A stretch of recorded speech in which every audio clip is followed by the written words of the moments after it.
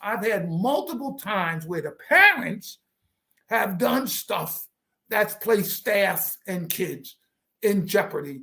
And when you say people don't understand how hard this work is, that's why people are leaving, Steve. That's why folks, after a while, they say, wait, not only did you go through that, but what do you get for it? Nothing. Nothing. It's just you're wrong all the time. You're wrong all the time. That's right. That's right. So that fight on the street, those parents blame me. They blame you. I know. What kind of school you running, right? We got this, and you are saying these are our kids. And Steve, this is why I have said to folk, and I'm going to say this to you because you're part of this. I don't know anyone who's made history who haven't sacrificed for real, right? And this movement of ours, of African Americans taking responsibility for our children, this is historic. And the sacrifice that we are called to pay is something that folks will not realize. They won't recognize what this is.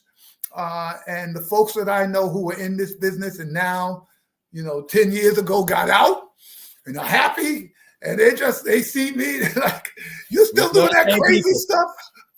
We know the same people. We know the same people. And that's how I start this conversation.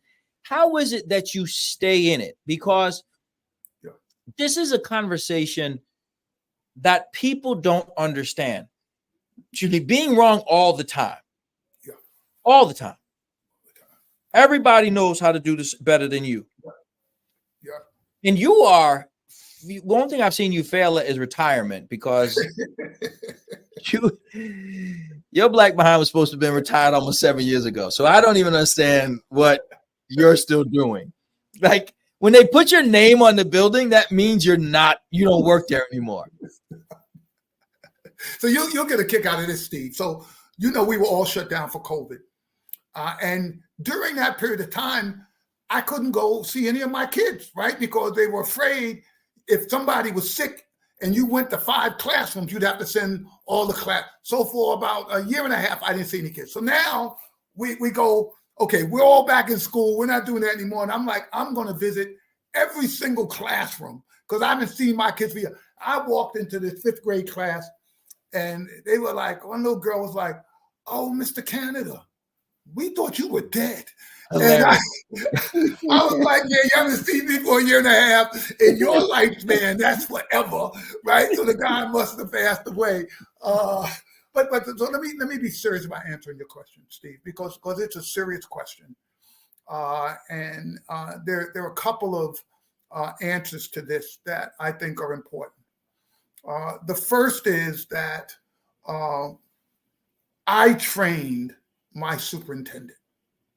I hired 2 superintendents and had to fire both of them, right? Because they just the where they wanted to pause was way below where we needed to go, and I kept pressuring. And after a while, it's like beating a dead horse. It's like you're not listening. So finally, a young man who had started in our math department and did his job. And then came in charge and became a principal. He embraced what we believe so strongly that when I made him superintendent. So one of the things is I actually have a clone, right? I have a person who's a real believer, believes, and the same thing I believe. And this is key, Steve. When he's unsure, he calls me every time. Hey, Jeff, I thought I wanted to do this, but let me just check in with you, right? And then I can give my 2 cents and move along. But the amount of pressure that has taken off me to know I have somebody in there who looks at these kids and families and challenges the same way I do. And I couldn't find him in the open market. That, to me, is the key. Yeah, I had to create him. I had to actually bring him in under my wing 4 or 5 years and actually get him so that, the basics and of what our belief is and the way we want schools to run, he understands. And that's taken a tremendous amount of relief off me. The other thing that I have been able to do probably better than most in this business is raise private dollars. Yes, you have. I've raised a bunch of private dollars. I've built, now this is my third school that I finished building. Well, Kwame built the third one. I built two. The new CEO built the third one. But so what does that mean? We don't have to deal with the public schools about anything. We've got facilities designed for kids, right? That's designed for kids to be in.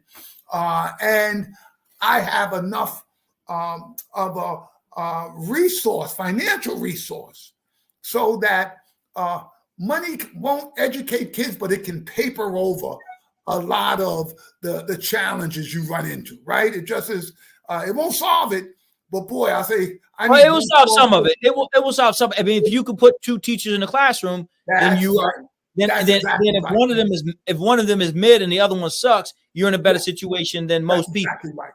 That's what we're able to do. So if you can do after school programming, you got to pay for that. You do Saturday Academy, you pay for that. You do summer academy, you pay for that. Trips cost money. People benefits cost money. Like things cost money. Without that, Steve, we would not have, and I'm just going to be transparent. Without that, we would not have the success we have right now. Zero.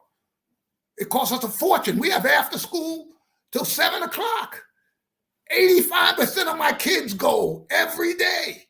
That's a fortune. We run school on Saturdays. That's a fortune. We run school in July. All of that's with private dollars. If I only had public dollars, you wouldn't be talking to me about schools. You might be talking to me about something else, but you'd be like, Jeff, your school, it ain't doing nothing over there. But the extra money allows me to pay for the resources to extend that school day and extend. But it's not extra. But I think something that's important that people don't understand dollar for dollar. What you raise, Jeff, just gets you to the level that the neighborhood public schools are getting. That's exactly right. So they're at about 25 in New York City, folks. In New York City, they're at about $25,000 per pupil. Yep. You only get to where they are. Yeah.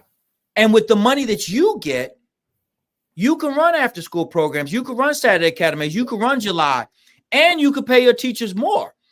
But in the traditional public schools, they have that much money, but their overhead, the amount of money that they're wasting is unconscionable. If you saw the bloat, and then these are the same people talk about that they're underfunded. They get more money than we do. Yes, they do. Yes, they do.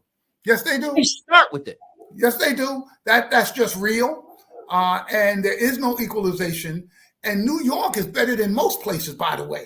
Woo, I'm in Connecticut too, brother, and it is bad. Yeah.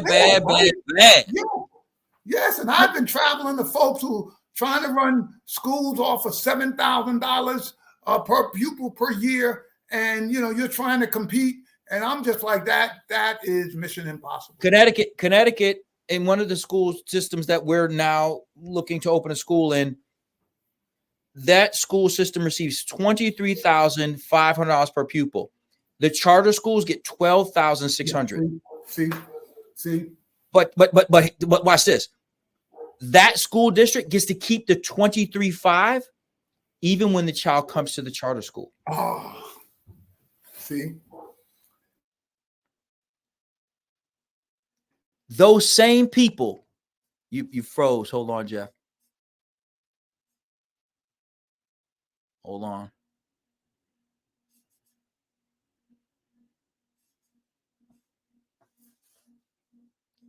Sean, we may have to text Jeff. I don't know if he knows he's frozen.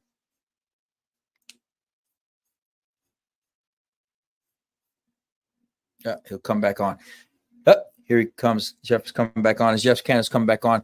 You are joining us on No Dumb Questions. This is a monumental time. I am speaking with my hero. Literally the person who I look up to most in the work that we do. Geoffrey Canada. Geoffrey Canada is the greatest. He is the GOAT. There is no one who has done more in our generation to move the idea of us educating us forward than Geoffrey Canada. He has created a set of circumstances, a system really, that has given hope to the hopeless, has created opportunities for those for whom opportunities were seen as a far-flung goal. And right now he's having a little technical difficulty. He'll be on in a moment, but you are joining us for No Dumb Questions. Geoff Canada is the founder of the Harlem Children's Zone. And it's super important that you understand what that means. He created a school system from whole cloth. He, an African-American man, a New Yorker, born and bred, didn't just accept the circumstances that he was given, both as a student and as an educator or an educated man. He went out and created his own schools. And we're talking this evening about the barriers that you don't often get to hear about, because you are fed the same information that has been fed over years, and it's a lie. It's an absolute lie about who's behind the hurt that's coming to Black children. You have been led to believe that it is someone who it is not. And when Geoff returns, we're going to talk more about who those people are, who are standing in the way, and what we can do to fix it. Because what we're dealing with now is a crisis. We use the word crisis in the American lexicon in the same way that we use trauma. We overuse them both. Everything that is bad that happens is not a crisis, and everything that happens to you is not trauma or doesn't cause trauma. But what we are dealing with now is a crisis. It's a crisis because we are actually fighting the people who are supposed to be fighting with us. And if you think for a second that we are winning, you're wrong. We're not winning. Just because you see a couple of African Americans, here he's back. Just because you see a couple of African Americans doing well, it doesn't mean, Geoff, what I was saying, just as you were getting back on, is that obviously for some people, most people don't know how you are generally my hero. And I mean that, I mean that with every fiber of my being. You've been able to survive in hostile circumstances. And what I was teeing us up for is a part of the conversation where we've been talking about those people, and they're real people who are standing in the way. Presidents of teachers unions, the teachers union in particular, and the politicians who they own outright. Own them outright. I've sat across from a friend of mine, people whose weddings I've been to, who are politicians, and I've watched them buckle.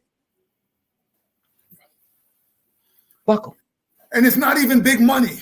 No. That they're getting. I mean, they're interfering.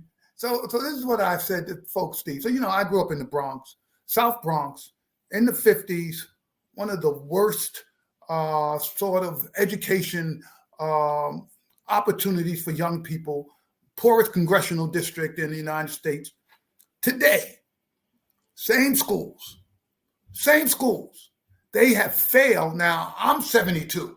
So you figure 66 years ago, I was starting elementary school. Those schools have failed for 66 years. They have not been successful. And if you go in that school today, it's run exactly the same way.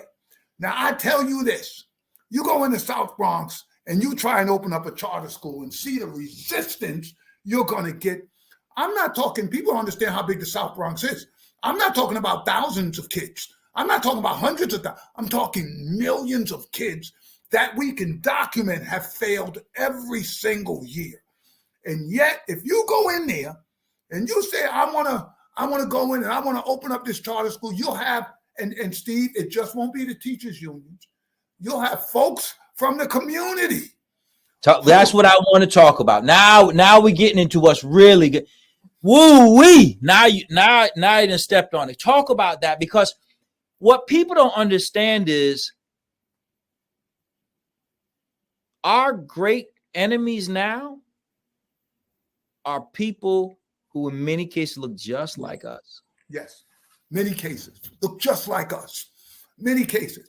So this is the challenge. So You know, our second school we built, I wanted to build it in the middle of the worst housing project in our zone, St. Nicholas. Lowest economic indicators, worst academic, the most crime, everything. So I'm doing a deal with the city. Bloomberg is in. I'm building $100 million, Steve, facility, brand new, state of the art, in the middle of a housing project. I had demonstrators on the streets trying to stop me. Please talk about that. Please, I don't want you to move past that point, because I don't think that people understand. I don't like people. They read the letter from the Birmingham jail and they don't understand that King was not writing to racists. He was writing to his people. He was writing to his people. Yeah. He was writing to his people. Yeah. Yeah. This is a psychosis of our community. For God's sake, if all we were fighting were the allies of the liberal teachers union, we'd have busted their ass a while ago. Yeah. But it's the Black people, the Latin people, that's right, who look at you, Geoffrey Canada, who sat as in the picture behind you with President Barack Hussein Obama, who wanted to replicate the promised schools all over the United States of America. But you decide to stay down, 10 toes down in Harlem. And you go to open a school in one of the worst housing projects in America. Raising your own money. Got white folks buying it. Yep. Got white folks buying it for $100 million. Yep. And they should be cutting. It should be a ticker tape parade for you. But you open a school right in the hood, and then what did they do? Well, let me tell you the worst. So I have to go to a community board meeting. And it's community board for folks who are not from New York. It's like your local school board. Right. It's like a local school board. And so I was going to testify, and I had a couple of my students from St. Nick's who were going to testify. St. Nick's is a housing project in New York. Project. One of my students, she must have been about in the 9th grade, young girl, very articulate. She got up to talk. They cursed at her. Adults, sit the F down. You're effing this. I'm looking at this girl who's looking at me like, Mr. Canada, can't you do something about this? And the moment I tried to do something, then they cursing at me. And this was me trying to bring, right? My wife's from Harlem. I've been working here my whole career. This is me trying to bring a benefit. By the way, we didn't tear down any housing. We put it in a space that the drug dealers were using as the only thing. Nobody would come outside because they were crack house into a school. And this is the kind of I think opposition. And let me tell you, the opposition was all churned up by a local politician. He went there. And who had their hand up his back? And it's the teachers union. And they did everything they could to stop me. And if they could have, let me tell you, but for folks out there who might be saying, wow, this makes it too hard. Let me tell you how we got in. This Black woman who lived in that housing project, who knew that this whole thing was horrible, what they were trying to do. She asked me to bring the school here. She was the head of the 10th thing. She stood up and fought. That woman, she's still on my board today. That woman was fighting. They cursed me out. She got up there. They tried to curse her out. She started cursing back. I had to say that, no, we don't do that. You with us now. We don't do that. But the sister was like, no. She knew in the end, if she didn't stand up, they were going to run me out of there because she lived there. I did not. And that sister allowed us to build that school because she held the line. Every time one of them got up, she stood up and said, no, this is for our kids. So we do have some folk in our community to stand up, but there's not that many. No, they're not. And I want to stay there because I don't want to go past that point because I want people to hear what we're talking about. This is Geoffrey Canada, ladies and gentlemen. And he won't ever see himself that way, and that's fine. That's fine. The humility is there. whatever. This is for me to say. Geoffrey Canada raised $100 million. City didn't give it to him. He took a vacant area that was being used for drugs. And if you saw the area, you would, the first question would be, can't somebody do something better with that? So somebody comes forward to do something better with that. And the teachers union gets a politician to get black people jacked up, so that they turn around and come after a black man who's opening a school. A school. He's opening a school. The white-led teachers union puts a hand up the back of likely a black politician. He was black. Who then takes his sway in the community, uses it to engage black people to turn and eat their young. Yes. To turn and eat their young. Yeah. Also, Geoffrey Canada can't open a school that's non-union. That's the whole story. That's the only story. The one correction, Mike Bloomberg was mayor, and he did give us $60 million to help build that school. You still had to raise 40. Yeah, still had to raise the 40. Still had $40 million ain't nothing to sneeze at. No, it's not. No, it's not. And what you said is 100% right. This was a local politician. This was his district, which means he had deep relationships there. This went on for over a year. Organized efforts to stop us from trying to say, and it was no issue. They knew who we were going to serve. It's not like we didn't have a good record. This was simply stop them. And you're right. It wasn't that one day he woke up and said, hey, you know what? I'm against charter schools, right?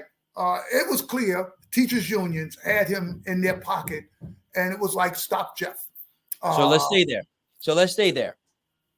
Because Jeff told you that there are systems in place that are trying to stop black men and women from opening schools. We've shared with you that all the way back since historically black colleges, as long as white folks were running them, it was cool. But as soon as we start running them, it ain't cool. Mary McLeod Bethune was a very controversial figure. Very controversial, because she said, I'll open my own, thank you very much. I'll open my own. Made her a very controversial figure. Bethune-Cookman has a rich history of a sister who was fighting. She was about that life. She's about that life. But again, she had large white foundations who made it possible for Rockefellers. I think it was them. But anyway, so here we go along the way. But another part of so right now, Jeff, where I just came from, I was up the state legislature in Connecticut because the same thing happened to me. I was called back into my home community just across the street from the housing projects that I grew up in to open a school. Whole community comes out in support, and one politician at 11:48 p.m. takes the money out of the budget. But here's the other part. So we know we got the teachers union who's behind all this. And then what we get are the people who are the brothers and sisters of the people in teachers union, which is the local press. The local press does what they can to tear us to shreds. And all they need is a parent or a former teacher to rip you a new one. You ever had that happen? Yeah. Well, look, you know, the schools in Harlem, I mean, it's a disaster. Not one story has ever been written about them. Not one. Who cares? You know what they think? All of them are a disaster in these neighborhoods. So what's special about But they can find their way to you, can't they? But as soon as when my scores were really struggling before I hired our superintendent, they were all over me. Oh yeah, you some big shot now. Look at that. This. Look at that. And that pressure, I'll tell you, that pressure almost drove me out of the business. It did. And if a shield had not come in and began to turn that thing around, I wouldn't have stayed in, because you know what I would have said?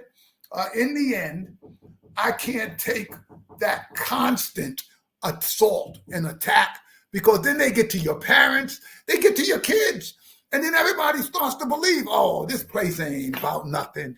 And then that undermines all of the efforts. So Jeff and I, our schools are 5 blocks apart. Well, one of our schools, 2 of our schools are 5 blocks apart. And what you just said is a real thing.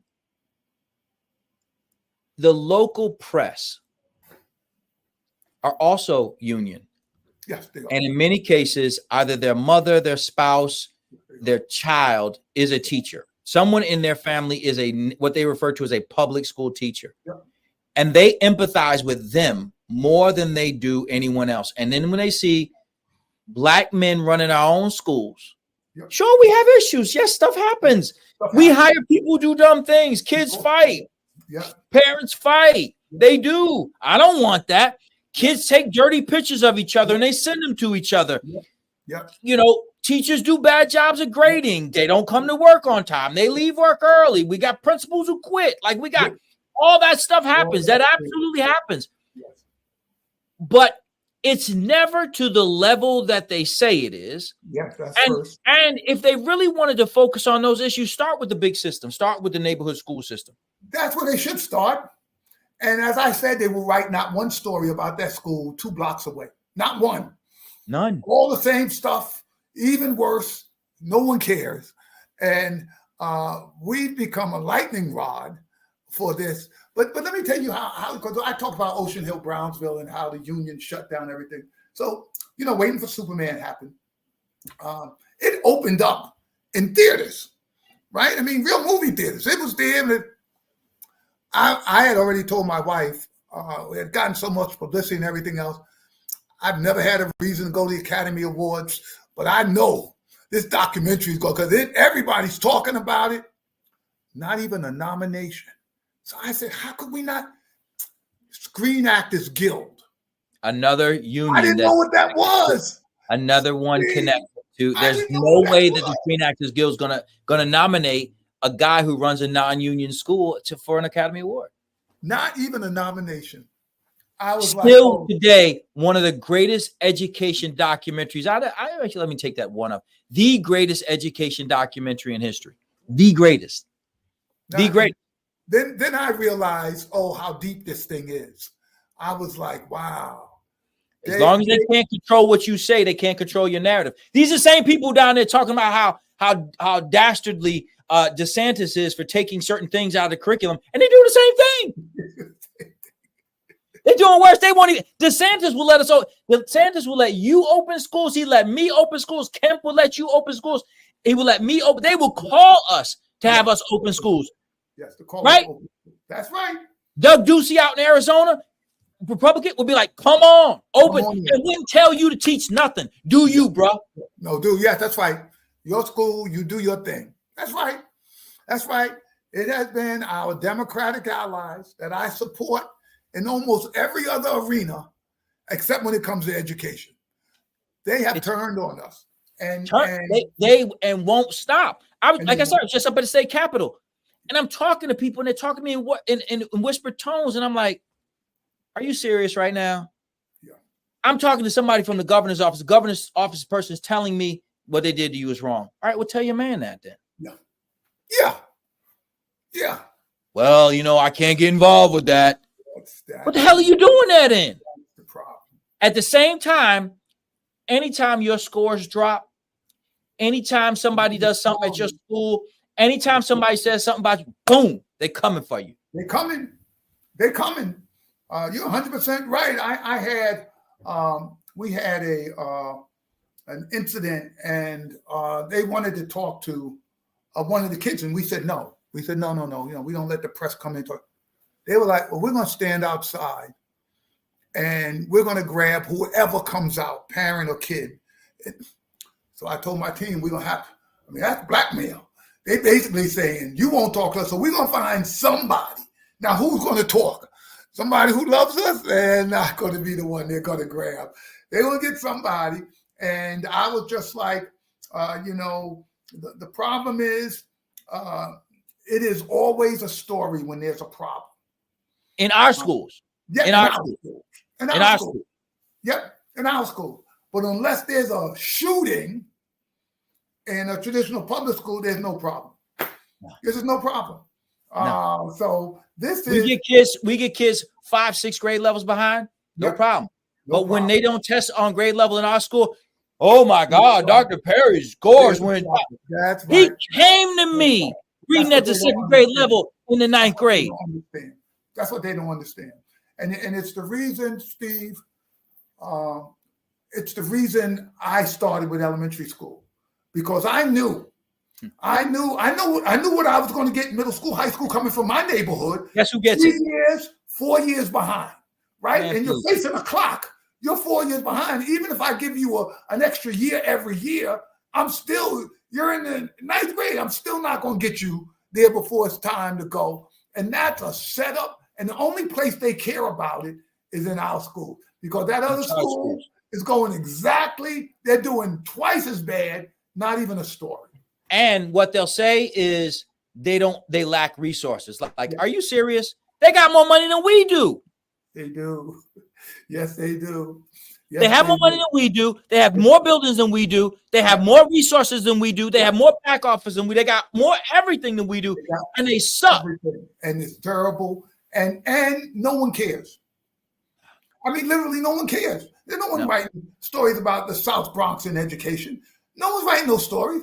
They're not writing stories about the other Harlem schools in education. No one's writing those stories. You and I, you get a target on your back. But this is, and the one thing this is the reason I really admire you, Steve, because I know what you've gone through and what you're going through right now and what you will go through unless you get out of this business, right? I know. Their theory is, this is what I tell folks. The unions have multiple people in every school whose job it is to organize and stop folks like us from doing stuff. All over New York City, you cannot go to any public school that doesn't have a union rep who's in charge. It's just you and me. We got no staff out there organizing, fighting, doing whatever. So you have a system that is totally designed across the entire state. Every single school has one of the union folks as a rep who gets paid to manage the business, not necessarily teach, but do the business of the union, right? And we're by ourselves. You're in Albany by yourself. You're in Connecticut by yourself. You've got a network in every district that those folks live in of folks who are coming in saying, don't support Steve. Literally. Yeah. And some of them sent their own children to our schools. And this is the other thing. I have not found one major person who is against charters who would dare send their kids to a school in Harlem that wasn't a charter school. I don't know one person. They wouldn't do it. They wouldn't do it. No, you don't have to say the hypothetical. They don't. They don't. We don't have to put it out there as well, given the opportunity, which one would they choose? No, we actually know. All we need to do is look at where they send their kids to school. And again, what people don't understand is when you read articles about Jeff and me, they're hit pieces. They're hit pieces. Yeah. They're hit pieces. And when somebody's talking about when a child or parent comes forward and says something, we can't comment. No, we can't. Because if we could tell you what really happened, you'll be like, yes. But you can't do it, right? I mean, they're just the rules that we follow, the ethical rules about protecting staff, protecting children, protecting families. I'll tell you, and Steve, this is how I knew how much folks have gone after. So I was giving a talk in D.C. This is when Obama was in.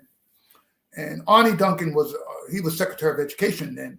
He was in front of me, and he came backstage. We were talking, and he just said, Jeff, you must have lived the cleanest life in America. He said, because everybody's looking for dirt on you, and they can't find any. I said, really? He said, oh, yeah. I said, and this is true. I said, no, I didn't live such a clean life. I just did all my dirt before cell phones, right? So you don't have Jeff doing something stupid.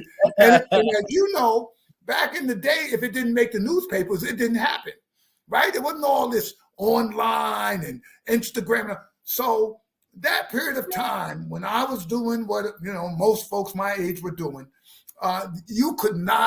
they could not find evidence to use against me. This was a serious effort, Steve. They were looking through everything, trying to find a way. Because you know what they were going to do? They were going to call me and say, Jeff, we found out so-and-so. And as long as you shut up, it'll never come out. And I can't tell you the number of folks that they found that evidence on and that they have run out of this business. It's one of the first things that you said to me. When we sat down in your office, it was one of the first things that you said to me. It was one of the first things you said to me, because what people don't understand is the teachers union in particular is so committed to controlling the minds and bodies of your children that anyone, especially black men, who stands up to them, they're going to use every weapon at their disposal, which includes but is not limited to the press, which they own. They own the press. They own it.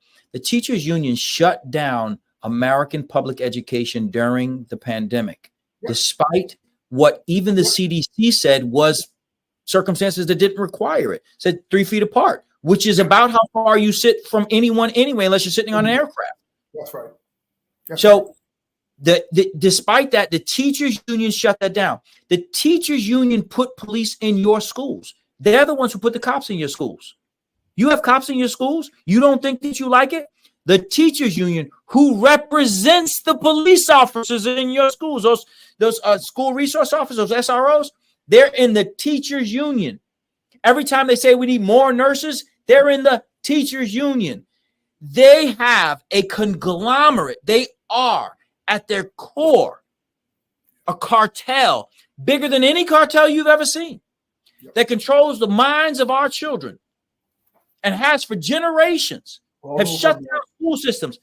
And when they see a brother like me or Jeff, they've accused me of everything from child abuse to stealing money. And all they do is keep putting these things out. So you do a search on somebody and you're like, one after the other. As you know, there was an accusation made.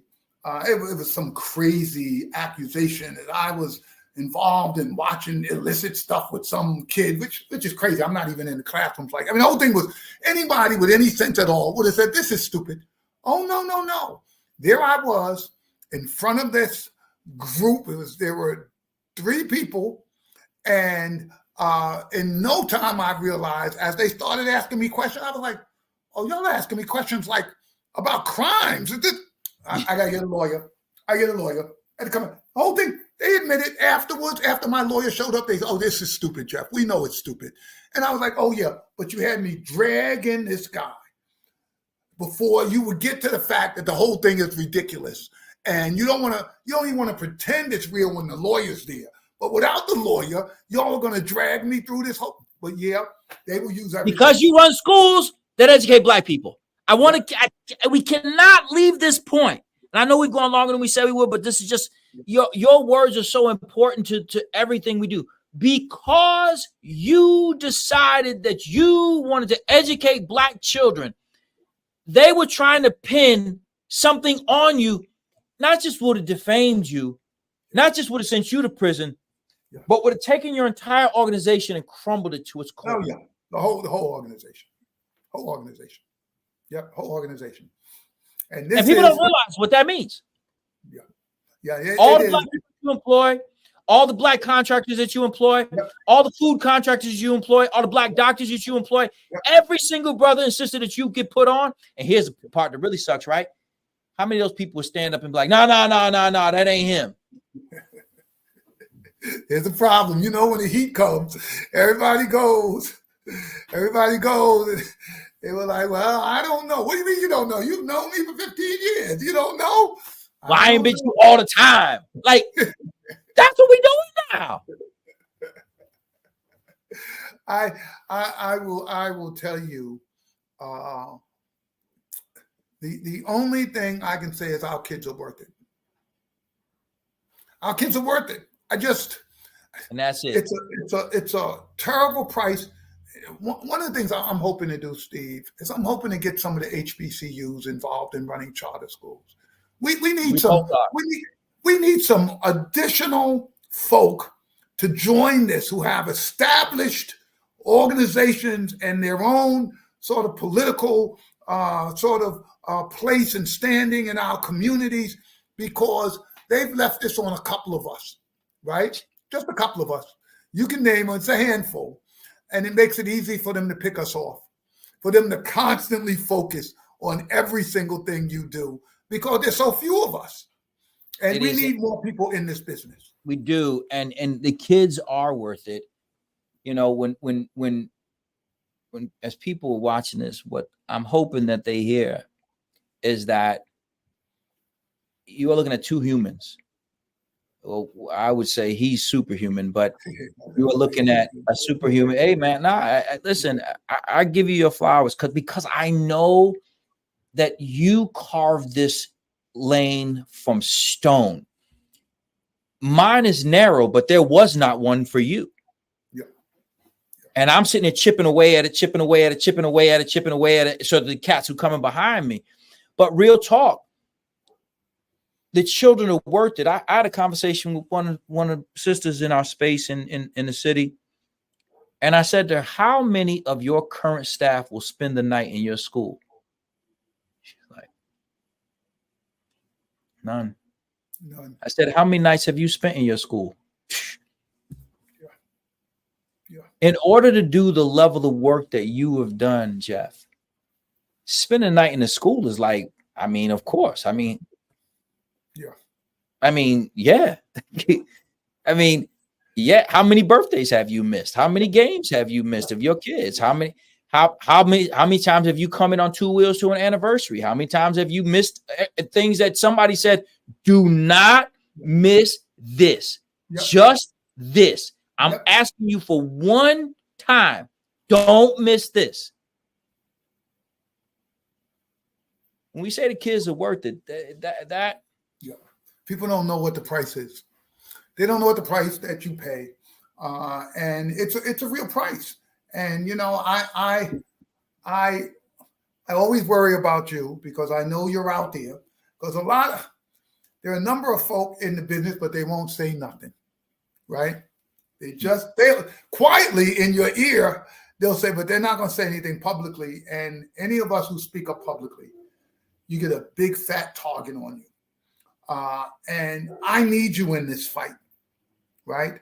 I can't have it, because if they can run you out of it, that means that there'll be nobody else, right? Who they like, damn, they got Steve. That's it. It's like if you see them run me out, they'd be like, damn, they finally got Jeff. They ran him out.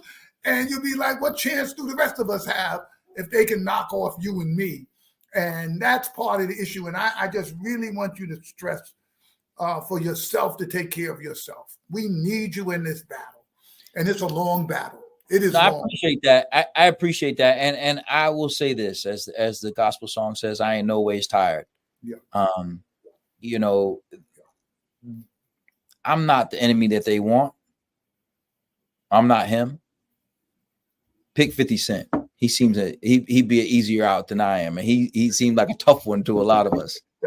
Somebody else, you know, props to the point I'm making is that I need people to understand that we are in a 360-degree battle. How many times have there been parents who you like, wait, didn't I pay for your son to go to college? Yeah. And you're saying, what about me? Yeah. Wait, what? Yeah. Wait, why? Why are you doing that? Or former students who you even hired at times, right? Yep. Like, those are the cuts that cut the deepest. Woo! Yeah, those cuts, they cut the deepest. And I have, you know, how many times I've had a parent come up and say, well, right after I leave here, I'm going to the press. No, literally. Really? Really? And I've heard it almost every year I've been in this business, seriously. And what's sick about this is there are, I'm trying to think of the appropriate words, there are people in the press who can't wait because they're trying to protect their friends who are teachers from the big bad wolf of black men who believe our children are worth it.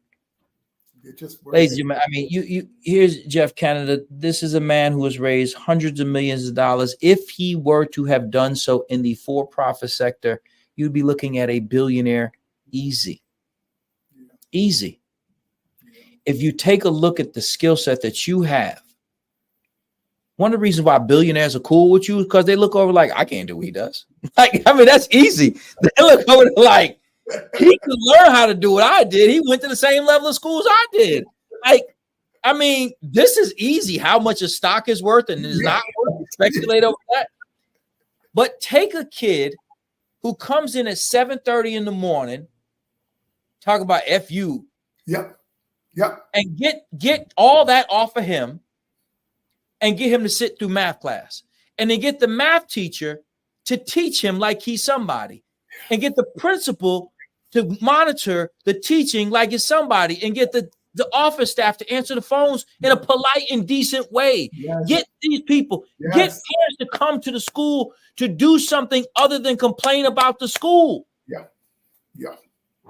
This is why people leave, Steve. This is why they leave. And as we know, in traditional public schools, they leave also. But there's so few of us. Now, I'm talking now about people of color who are running charter schools. There's so few of us that every time one of us leaves, it hurts the field. It hurts the entire field. So what is the future, right? Because that right now we know that the teachers union has, in some states, they've just accepted that there are going to be charter schools. And so their whole goal now is to go in and take over the schools. That's just all they want to do. Their goal is to, what they say, organize. But really what they want to do is destroy. They want to create circumstances that are untenable. They want to make sure that you can't keep kids after school because it's too costly, that you can't bring them in for Saturday Academy because it's too costly, can't have them there during July when it's costly. And so what they want to do is they want to create the conditions that they had back at the failed schools, which are going to create the conditions that children fail to learn to read, write, and compute. That's all that they want to do, so that they can make sure that they are the only ones who control what is said in classrooms where your children are. That is a fact. There's nothing else about it. And don't think because one of the teachers union presidents is an African-American woman that she is any more committed to the African-American community than the white women who've been running the teachers union for a generation. Don't think that for a second, because if she was, and I've had conversations with Sister Pringle, one conversation with Sister Pringle, I said to her, I don't understand how you do what you do for a living, sis. I don't get it. I know that you defend people who hurt children, and you do too. We both know that. And you fight people who are trying to help children. So I don't know how you do what you do for a living. I really don't. I really don't know how you do it. So now here we are. Fortunately, you got another 40 years ahead of you. And that's good for us. But what do you see as the future going forward? So we got some work we got to do, Steve. The first thing is we got to get some more institutions in this fight. And you mentioned HBCUs. The thing, we need institutions because the single mom and pop shop, they can't withstand this pressure. So to me, we've got to go into some places that exist right now with resources, not enough, certainly not enough to run schools.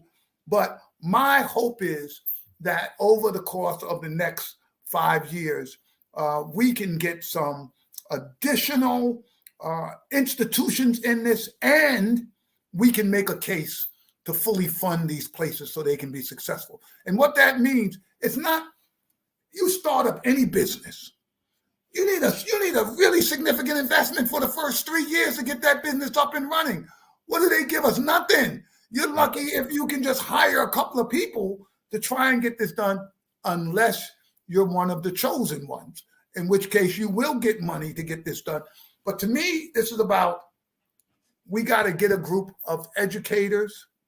And I think that, there's a group of us who are people of color, run charter schools. But the thing we haven't done, we haven't figured out how to support and share with one another. And we really need to do that.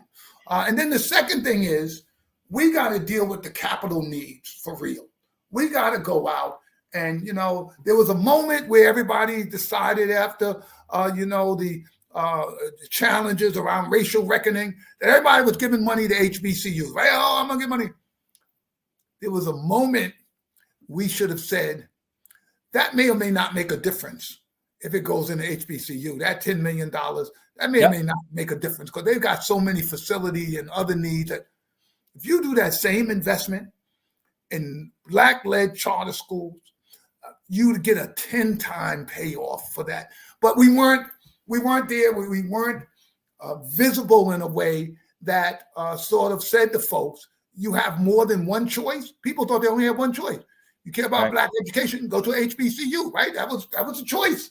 Yeah. We were not a choice. We have to become a choice. Some folks, every now and then, it's not going to be, I'm not saying now, every now and then there are people who look around and say, oh my God, this thing ain't going good. We need to do something. What should we do? And the go-to moment has been HBCUs, which I support. I've been trying to make sure they get money. But what I wanted to be also equally are charter schools run by people of color who need significant investment so we can do what we need to get done in our communities. Our kids call our school a historically Black high school. We appreciate it. One of the things that you and I are working on, Jeff, is we started an organization called the Freedom Coalition for Charter Schools, which is just what you just talked about. It's a national organization of Black and Latin led and founded charter schools. And we've actually expanded that charter, that C, to be choice.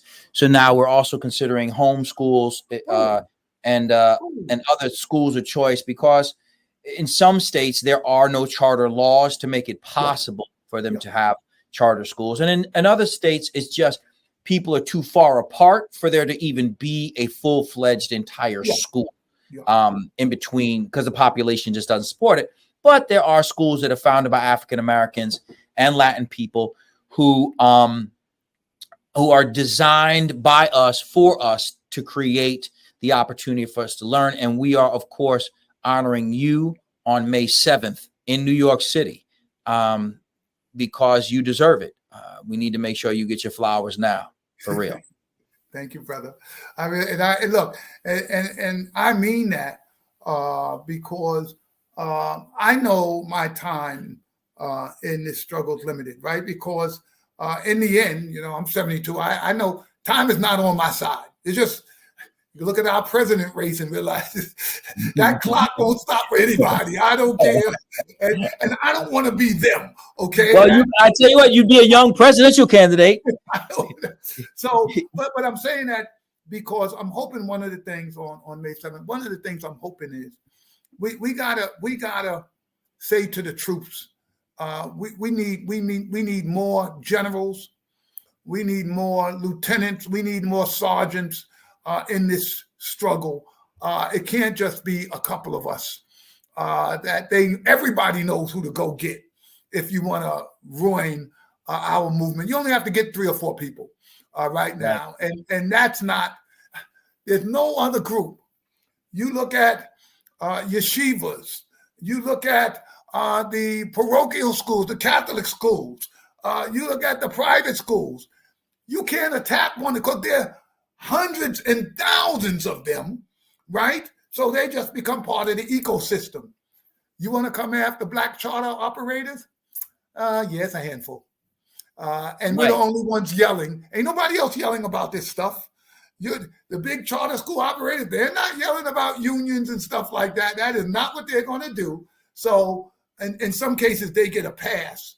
And I don't think people understand what you are risking to continue to fight this battle and to continue to tell the truth about the forces. All we want to do is run schools. We don't want to do anything that's going to mess with that other system. It's a zero sum, but it's a zero sum for them, though, Jeff.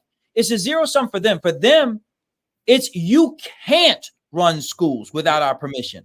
We're not saying that about them. This is not even an equal fight. We're not even saying you can't run schools ever again because all you've done for 300 years is tear apart our community. So you're done. You don't get to run anymore. We're not even saying that. We're saying, okay, you get to keep tearing our children to shreds.